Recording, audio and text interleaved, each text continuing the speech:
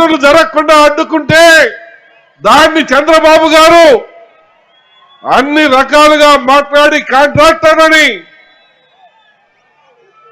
ఒక కొలిక్కి తీసుకొని వచ్చి ప్రాజెక్టు పనులు మొదలయ్యే విధంగా చేసి 1500 కోట్ల రూపాయలు నిధులు కేటాయించి పనులు చాలా వేగంగా జరిగేలా చేస్తే మీరు ఎంత మాత్రం ఈ ప్రాజెక్టు మీద చిత్తశుద్ధి చూపించారు.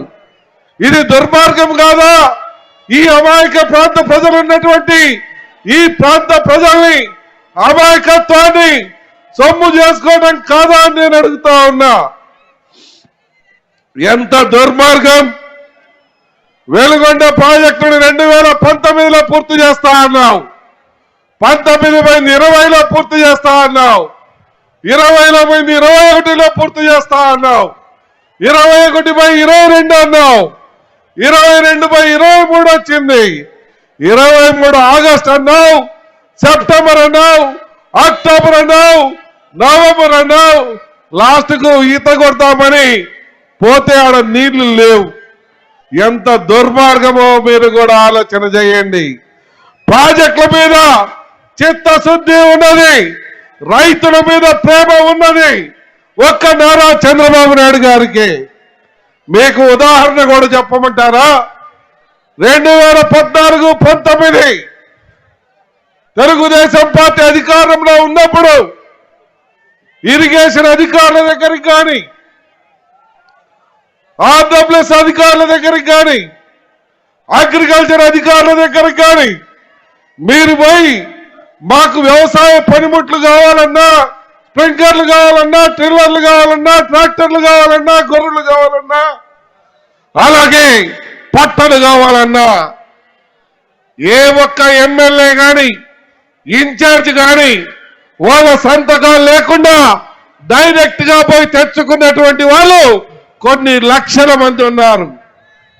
మరి ఈ ప్రభుత్వంలో ఎవరు తెచ్చుకున్నారు? ఎమ్మెల్యే లెటర్ కావాలి, లేదంటే మంత్రి లెటర్ కావాలి, లేదంటే ముఖ్యమంత్రి సిఫారసు చేయాలి.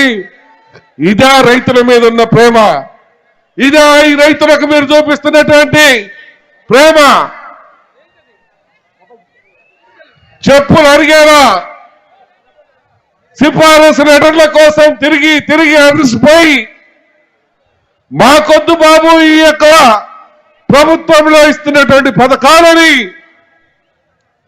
కొన్ని లక్షల మంది రైతులు ఈరోజు ఆ పెద్ద ఆయన కోసం ఎదురు చూస్తా ఉన్నారంటే అది చంద్రబాబు నాయుడు గారి మీద ఉన్నటువంటి నమ్మకం అని చెప్పి నేను మీ అందరికీ మనవి చేస్తా ఉన్నా.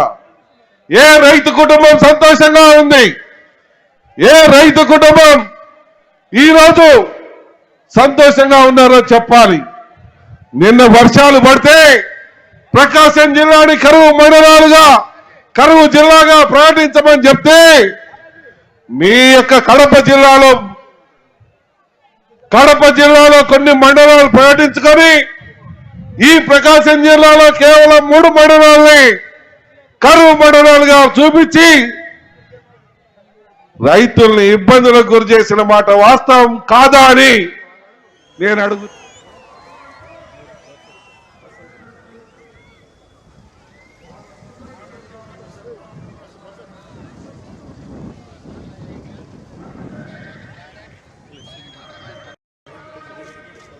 అదిగో అంటూ మభ్య పెడుతూ వాళ్ళని ఇబ్బంది పెడతా ఉన్నమాట వాస్తవం కాదా అని నేను అడుగుతా ఉన్నా.